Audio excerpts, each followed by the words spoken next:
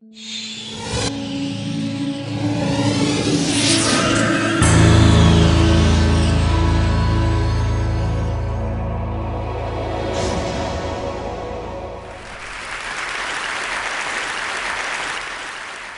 I want to start by offering you a free, no-tech life hack. And all it requires of you is this, that you change your posture for 2 minutes. But before I give it away, I want to ask you to right now do a little audit of your body and what you're doing with your body. So how many of you are sort of making yourselves smaller? Maybe you're hunching, crossing your legs, maybe wrapping your ankles. Sometimes we hold on to our arms like this. Sometimes we spread out. I see you. So I want you to pay attention to what you're doing right now. We're going to come back to that in a few minutes, and I'm hoping that if you sort of learn to tweak this a little bit, it could significantly change the way your life unfolds. So we're really fascinated with body language, and we're particularly interested in other people's body language. You know, we're interested in, like, you know, an awkward interaction, or a smile, or a contemptuous glance, or maybe a very awkward wink, or maybe even something like a handshake. Here they are arriving at number 10, and look at this lucky policeman gets to shake hands with the President of the United States. Oh, and here comes the Prime Minister of it. No.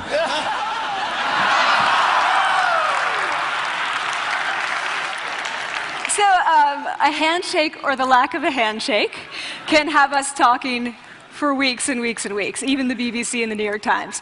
So obviously, when we think about nonverbal behavior or body language, but we call it nonverbals as social scientists, it's language. So we think about communication. When we think about communication, we think about interactions. So what is your body language communicating to me? What's mine communicating to you? And there's a lot of reason to believe that this is a valid way to look at this. So social scientists have spent a lot of time looking at the effects of our body language or other people's body language on judgments. And we make sweeping judgments and inferences from body language. And those judgments can predict really meaningful life outcomes, like who we hire or promote, who we ask out on a date. For example, Nalini Ambady, a researcher at Tufts University, shows that when people watch 30-second soundless clips of real physician-patient interactions, their judgments of the physician's niceness predict whether or not that physician will be sued. So it doesn't have to do so much with whether or not that physician was incompetent, but do we like that person and how they interacted? Even more dramatic, Alex Todorov at Princeton has shown us that judgments of political candidates' faces in just 1 second predict 70% of US Senate and gubernatorial race outcomes. And even, let's go digital, emoticons used well in online negotiations can lead you to claim more value from that negotiation. If you use them poorly, bad idea, right? So when we think of nonverbals, we think of how we judge others, how they judge us, and what the outcomes are. We tend to forget, though, the other audience that's influenced by our nonverbals, and that's ourselves. We are also influenced by our nonverbals, our thoughts and our feelings and our physiology. So what nonverbals am I talking about?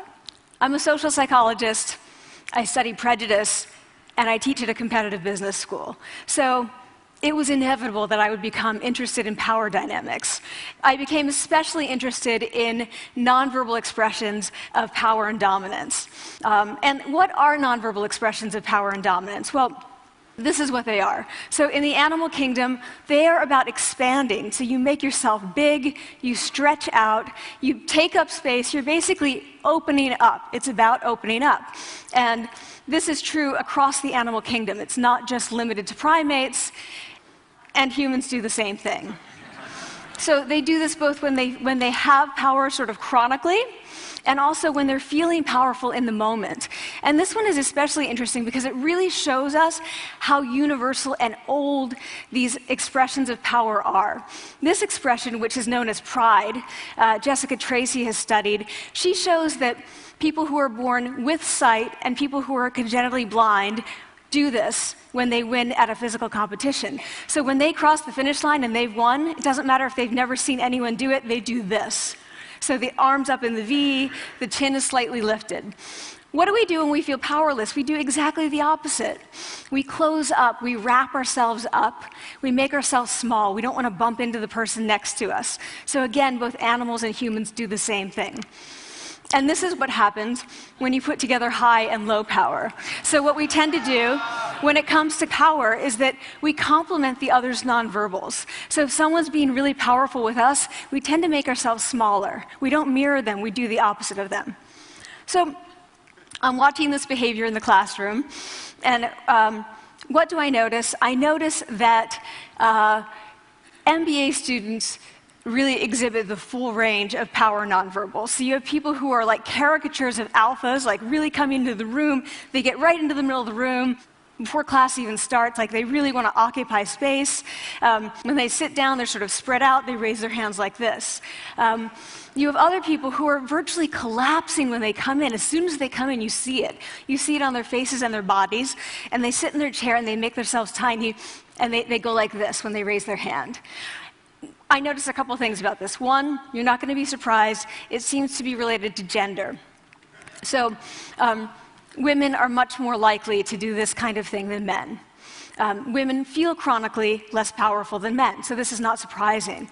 But the other thing I noticed is that it also seemed to be related to the extent to which the students were participating and how well they were participating. And this is really important in the MBA classroom because participation counts for half the grade.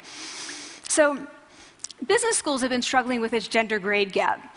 You get these equally qualified women and men coming in, and then you get these differences in grades, and it seems to be partly attributable to participation.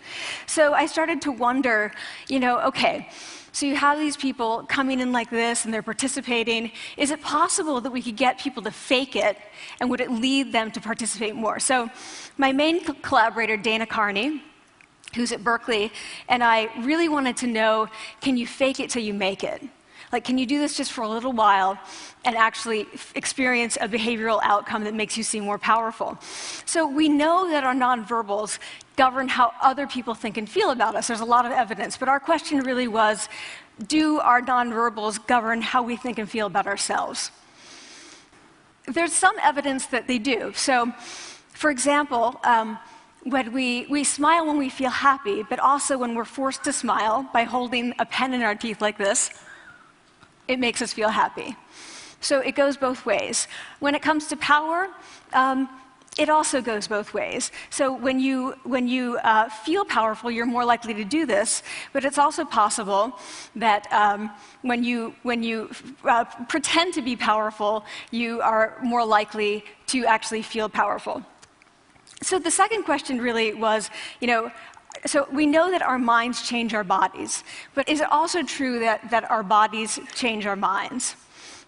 And when I say minds, in the case of the powerful, what am I talking about? So I'm talking about thoughts and feelings and the sort of physiological things that make up our thoughts and feelings. And in my case, that's hormones. I look at hormones. So what do the minds of the powerful versus the powerless look like? So powerful people tend to be, not surprisingly, more assertive and more confident, more optimistic. They actually feel that they're going to win even at games of chance. They also tend to be able to think more abstractly. So there are a lot of differences. They take more risks. There are a lot of differences between powerful and powerless people. Physiologically, there also are differences on two key hormones, testosterone, which is the dominance hormone, and cortisol, which is the stress hormone. So what we find is that high-power alpha males in primate hierarchies have high testosterone and low cortisol. And powerful and effective leaders also have high testosterone and low cortisol. So what does that mean? When you think about power, people tended to think only about testosterone because that was about dominance. But really, power is also about how you react to stress. So do you want the high-power leader that's dominant, high on testosterone, but really stress reactive? Probably not, right? You want the person who's powerful and assertive and dominant, but not very stress reactive, the person who's laid back. So we know that in primate hierarchies, if an alpha needs to take over, if an individual needs to take over an alpha role sort of suddenly, within a few days, that individual's testosterone has gone up significantly and his cortisol has dropped significantly. So we have this evidence, both that the body can shape the mind, at least at the facial level, and also that role changes can shape the mind. So what happens, okay, you take a role change, what happens if you do that at a really minimal level, like this tiny manipulation, this tiny intervention? For 2 minutes you say, I want you to stand like this, and it's going to make you feel more powerful. So this is what we did. We decided to bring people into the lab and run a little experiment. And these people adopted for 2 minutes either high power poses or low power poses. And I'm just going to show you 5 of the poses, although they took on only 2. So here's one, a couple more. This one has been dubbed the Wonder Woman by the media. Here are a couple more. So you can be standing or you can be sitting. And here are the low power poses. So you're folding up, you're making yourself small. This one is very low power. When you're touching your neck, you're really kind of protecting yourself. So this is what happens. They come in, they spit into a vial. We, for 2 minutes, say, you need to do this or this. They don't look at pictures of the poses. We don't want to prime them with the concept of power. We want them to be feeling power, right? So 2 minutes they do this. We then ask them, how powerful do you feel on a series of items? And then we give them an opportunity to gamble. And then we take another saliva sample. That's it. That's the whole experiment. So this is what we find. Risk tolerance, which is the gambling. What we find is that when you're in the high power pose condition, 86% of you will gamble. When you're in the low power pose condition, only 60%. And that's a pretty whopping significant difference. Here's what we find on testosterone. From their baseline when they come in, high power people experience about a 20% increase. And low power people experience about a 10% decrease. So again, 2 minutes and you get these changes. Here's what you get on cortisol. High power people experience about a 25% decrease, and the low power people experience about a 15% increase. So 2 minutes lead to these hormonal changes that configure your brain to basically be either assertive, confident, and comfortable, or really stress reactive, and feeling sort of shut down. And we've all had that feeling, right? So it seems that our nonverbals do govern how we think and feel about ourselves. So it's not just others, but it's also ourselves. Also, our bodies change our minds. But the next question, of course, is, can power posing for a few minutes really change your life in meaningful ways? So this is in the lab, it's this little task, it's just a couple of minutes. Where can you actually apply this, which we cared about, of course. And so we think it's really what matters, where you want to use this is evaluative situations, like social threat situations. Where are you being evaluated? Either by your friends, like for teenagers, it's at the lunchroom table. It could be, for some people, it's speaking at a school board meeting. It might be giving a pitch, or giving a talk like this, or doing a job interview. We decided that the one that most people could relate to, because most people had been through, was the job interview. So we published these findings, and the media are all over it, and they say, okay, so this is what you do when you go in for the job interview, right?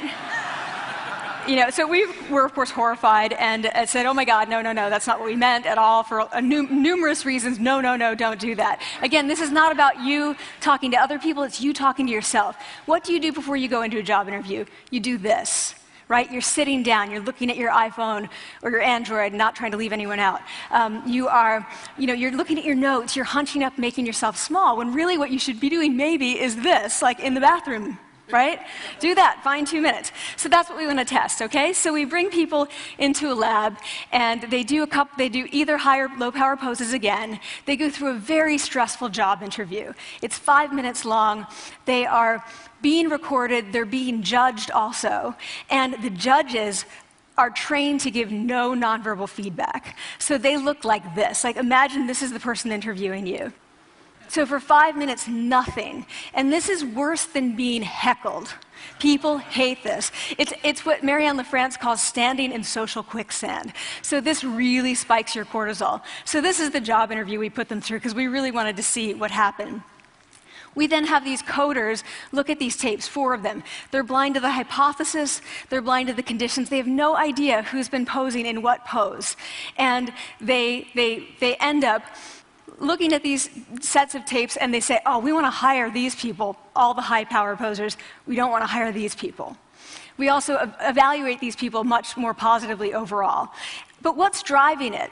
It's not about the content of the speech. It's about the presence that they're bringing to the speech. We also, because we rate them on all these variables related to sort of competence, like how well structured is the speech? How good is it? What are their qualifications? No effect on those things. This is what's affected, these kinds of things.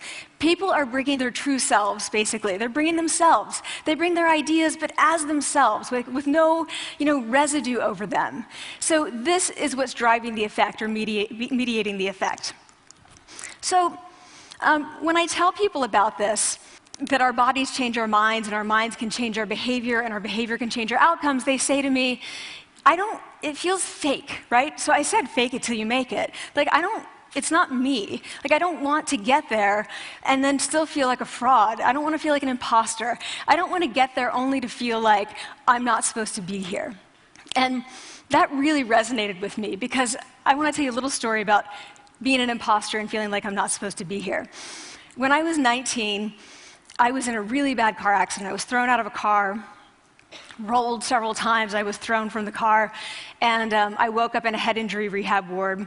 And I had been withdrawn from college, and I learned that my IQ had dropped by 2 standard deviations, which was very traumatic. I knew my IQ because I had identified with being smart, and I had been called gifted as a child.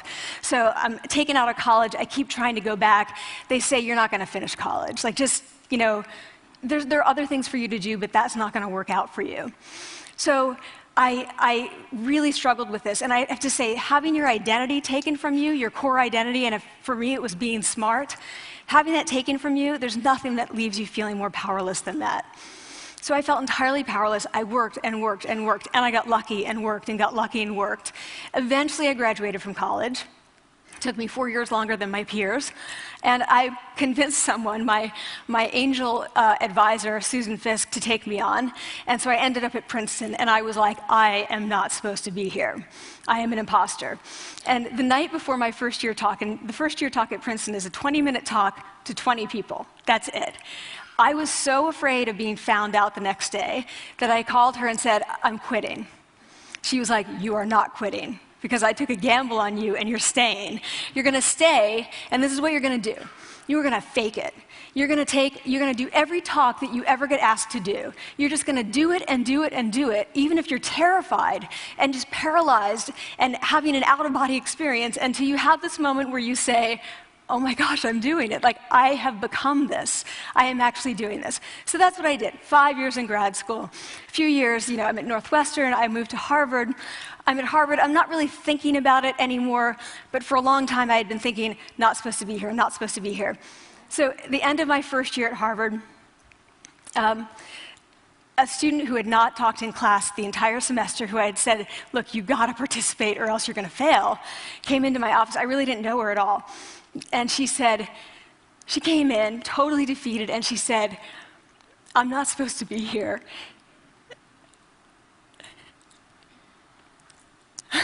And that was the moment for me, because 2 things happened. One was that I realized, oh my gosh, I don't feel like that anymore. I don't feel that anymore, but she does, and I get that feeling. And the second was, she is supposed to be here. Like, she can fake it, she can become it. So he's like, yes, you are. You are supposed to be here, and tomorrow you're going to fake it, you're going to make yourself powerful, and, you're going to...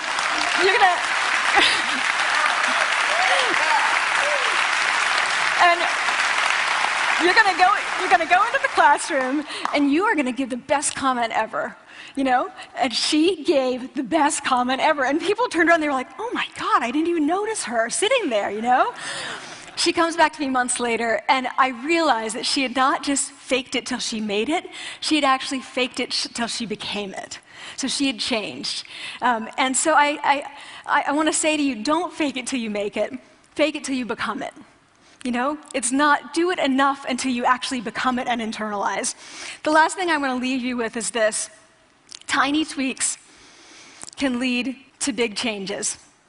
So this is 2 minutes. 2 minutes, 2 minutes, 2 minutes. Before you go into the next stressful evaluative situation, for 2 minutes, try doing this in the elevator, in a bathroom stall, at your desk behind closed doors. That's what you want to do. Configure your brain to cope the best in that situation. Get your testosterone up, get your cortisol down. Don't leave that situation feeling like, oh, I didn't show them who I am. Leave that situation feeling like, oh, I really feel like I got to say who I am and show who I am. So I want to ask you first, both to try power posing, and also I want to ask you to share this science, because this is simple. I don't have ego involved in this.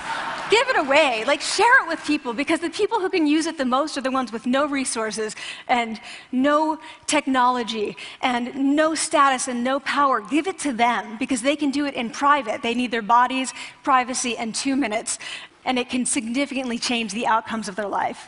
Thank you.